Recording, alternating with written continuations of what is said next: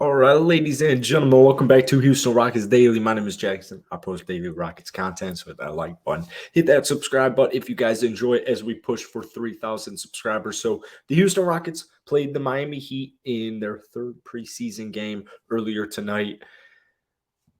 Jalen Green, KPJ, Tari Eason, they're continuing to do what we saw in the previous preseason game. So let's go ahead, share our screen here, and we're going to go ahead, break it down. Now, this is something on my live streams I've been talking a lot about recently, but I knew I would be very sick of preseason about a week ago. Like, watching the Rockets is a little bit different. I think the Rockets are probably the only preseason basketball team that I can consistently sit down and watch from the start all the way up until the finish.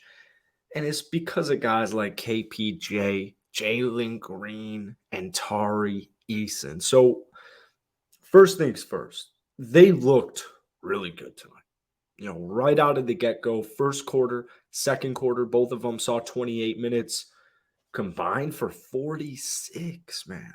That's what I want to see. You're only playing 28 minutes a night. Now, it is important to note first the Miami Heat, if we scroll down here, here's their starting lineup: Strus, Oladipo, Vincent, Dedmon, Highsmith.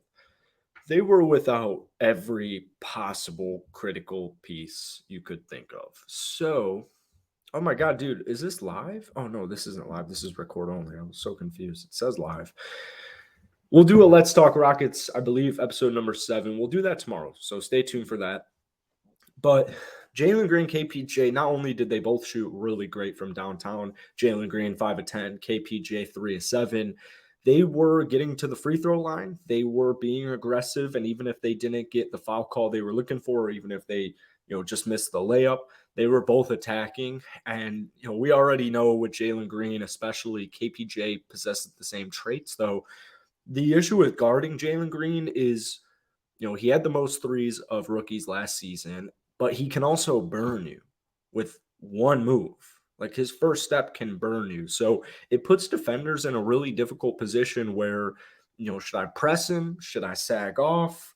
Because on the nights where you sag off, Jalen Green can do what he did tonight and go 5 of 10 from downtown. I mean, if this was a normal regular season game, there's no doubt in my mind Jalen Green's dropping at least 30. I don't think anyone's arguing that. Only 28 minutes tonight, not even with the rest of the starters out there. But I would imagine Jalen Green tonight, if it was regular season, I guess he would be playing a different Miami Heat team, but we're looking at 30. We're looking at 30. So JG4 looks awesome.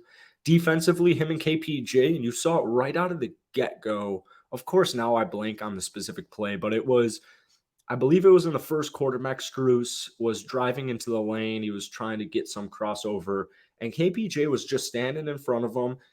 Unfortunately, got kind of like caught in a 360, moved his hips, or I think it was a 180, moved his hips. Max Strus ended up missing the floater, but it just went to show me like KPJ has improved a lot on the defensive end, and especially Jalen Green. I mean, not only do both of these guys get a little bit stronger, but they just seem smarter out there. Their IQ on defense seems improved. So I was very pleased with the backcourt performance tonight. And while it was an unfortunate finish for Houston, we scored 37 points in the first quarter. A lot had to do with that deadly duo. It goes to show me, like, even though we're in the preseason as well, just like the Miami Heat were missing so many pieces. And I know we were missing Jabari, we were missing Eric Gordon. We'll talk about the rest of the guys who didn't play tonight in a second here because it's so confusing. But I don't think the Houston Rockets defense is there to compete for a legitimate playoff spot. And I'll stand by that. And I really hope I'm proven wrong. But sometimes when those threes just aren't hitting, it's kind of difficult to get anything going on the offensive end. However, it is important to note we're missing guys like Jabari Smith and Eric Gordon tonight. So outside of that, Jae'Sean Tate got 3 fouls really quickly, but dealing with some ankle soreness. So we didn't see any Jae'Sean. It's not like they decided to just, go in a different direction because he was a +7 just 5 minutes in. That's how good the Houston Rockets were moving the ball. Şengün, I still, the foul trouble still worries me. We haven't seen a 3. There was no 3 tonight. There was no free throws attempted. We did see the rebound game. He did have a nice point. He did have a nice bucket, but 17 minutes, 5 fouls. I need to see him. I don't care, man. I get it's preseason, but I need to see Alperen Şengün more involved on the offense. Like we did the other night when he was kind of the integral piece of our offense. He was a very vital piece to getting the ball rolling. Find cutters, find shooters, moving the ball through Şengün, or at least here and there, just kind of, a good comparison, Nikola Jokic with Şengün's passing ability and his high IQ at his age. I think it's in everybody's best interest. So I anticipate to see more of that. KJ Martin Jr., 13 points, 5 of 9 from the field, 3 of 6 from downtown. He did have 2 steals. He had a really, really nice block there in the second quarter. But all in all, KJ still is showing to me he's a bench player. I'm sure if he were a plug-in starter, or if one of our starters were to go down and KJ had to come in and start for a couple of games, start for a couple of weeks, I'd feel fine. But I'm not ready to just hand him the starting keys quite yet.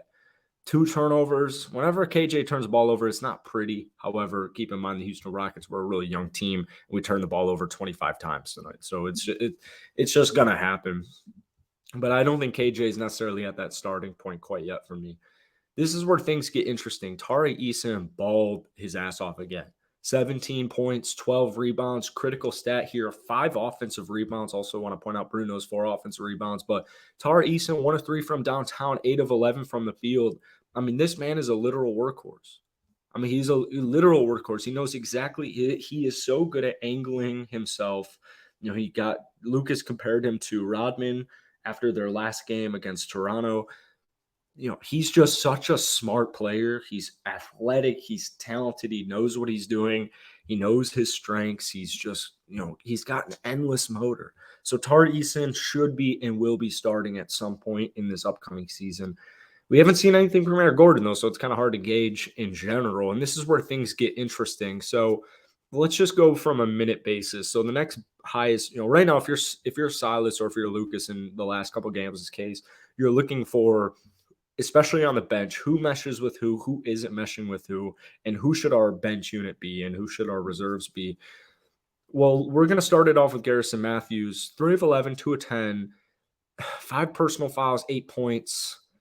I don't think Garrison, I'm telling you, Garrison Matthews is expendable. I wanted to like him getting guaranteed to 4 years contract last season. However, it didn't make much sense to me because I don't view Garrison Matthews as this crazy, legitimate 40-plus career 3-point shooter where he's going to make like 4 each night in 15 minutes off of the bench.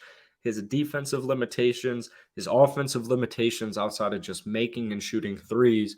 When you have nights like this, 3 of 10, 2 of 10 from downtown, 3 of 11 from the field, it makes it really hard to constitute Garrison Matthews getting a roster spot, in my opinion. I'm rooting for him. I think he's a cool guy. He seems like a really great guy. I just don't think he's in the Houston Rockets' best interest, long-term interest. Maybe this, if he remains with Houston, if he ends up making the roster, I guarantee you this will be the last season, which is shitty, unless he turns into that crazy 3-point shooter, which he does some nights. I just view him as a little bit more on the expendable end. Moving down the line, we got Jacob. Jacob struggled tonight, man. He had 6 turnovers, but he did finish with 10 points, 3 rebounds, 3 assists. Not too worried about Jacob at all. Bruno and Fernando and Boban, let's lump them all up in the same. Now, Uzma hasn't played like more than 10, 15 minutes a night. Bruno got the start a couple of days ago against Toronto because of Şengün being out. I hate saying that I like or I feel more confident with Bruno being our backup center than I do with Uzman because he was a first-round pick. It was just a year ago. I think Uzman's going to spend most of this year down in the G League. Unfortunately, however, he's still very raw. I think Bruno, especially on the offensive end, possesses a little bit more. But, Uzman's still getting the job done. He's still getting the job done. It's another one of those, you gave him guaranteed money. You gave him a guaranteed 4-year contract. I love Bruno. I don't really understand the 4-year guaranteed contract either, but it's another battle to watch. And with one more preseason game before we get into the regular season, I believe against Indiana on, when is the 14th? It's in a Friday, something like that. That's going to be another big game for these three. Boban looks like his spot is secure. I still don't really know what Boban offers me outside of ticket sales, which, what else covers ticket sales? Wins. So Boban's just a cool guy. He's just a cool, fascinating player. But, if it came down to, what if like Usman got cut, so they gave Boban a spot? I don't think it's worth it at that point, but I don't think it's not going to come down to that. Lastly, we have Ty Watt. So Daisha Nix here did not play, lower back injury. Eric Gordon did not play because of rest. Now, Mo Harkless will be bought out. This whole situation, these three guys, before we even talk about the backup point guard, Sitch, which Daisha Nix might have just straight up lost tonight because he didn't play. However, at the same time, let's just talk Ty. 4 points, 17 minutes, 1 of 5 from the field. He plays very smart. He got a steal. He's very raw. He's also just very raw. So I know a lot of people have been talking about possibly letting Teo Maladon onto the 15-man roster, giving him a spot in the rotation. I don't know if these guys aren't playing because you just know what you're going to get and you don't need to see them. But at the same time, you're playing Jalen and KPJ almost 30 minutes tonight. Tari Eason almost 30 minutes tonight. I guess they're all young, but Teo's only been in the league for 2 years. I just don't know if this means they're giving him a spot or if it doesn't. We heard a report that Willie Cauley-Stein would be spending with our G League team, Rios, like 2 weeks ago. We heard this on an article. I can't remember which article it was, but Derek Favors isn't playing in the G League. I feel like Willie Cauley-Stein even being in the G League is kind of crazy to think about. I don't know what they're going to do. I really don't. And I don't think I've gotten like a better grasp of what they're going to do since preseason has started. We haven't seen any Willie Cauley-Stein. We did see a little Teo Maladon, and you looked solid in Toronto's game. It's just if he doesn't have a long-term spot, if they don't view Teo as a long-term possible piece for Houston, I don't see much reason to hold on to him. If they do, then I think he definitely should get the nod over Daisha Nix at least. And I think he probably will end up getting the nod over Ty. See Ty play in the Summer League or in the G League for a little bit, maybe. Who knows, though?